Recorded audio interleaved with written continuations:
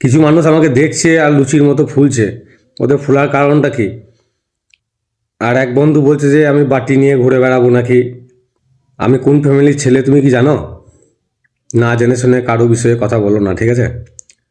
আমি ভিক্ষা করে খাই, আমার পয়সা নেই, তোমার পয়সায় আমি খাই নাকি?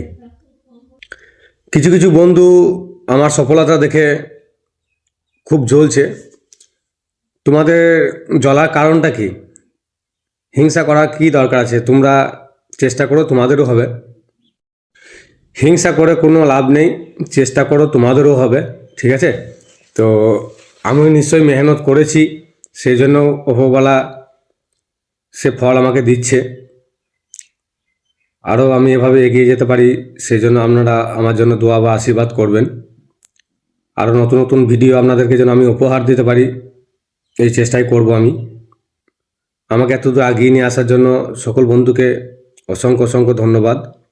আমি কি কথাটা ঠিক বলেছি না ভুল বলেছি আপনারা কমেন্টে জানাবেন। Bye bye, tata. আপনারা ভালো থাকবেন, সুস্থ থাকবেন। তো চলো।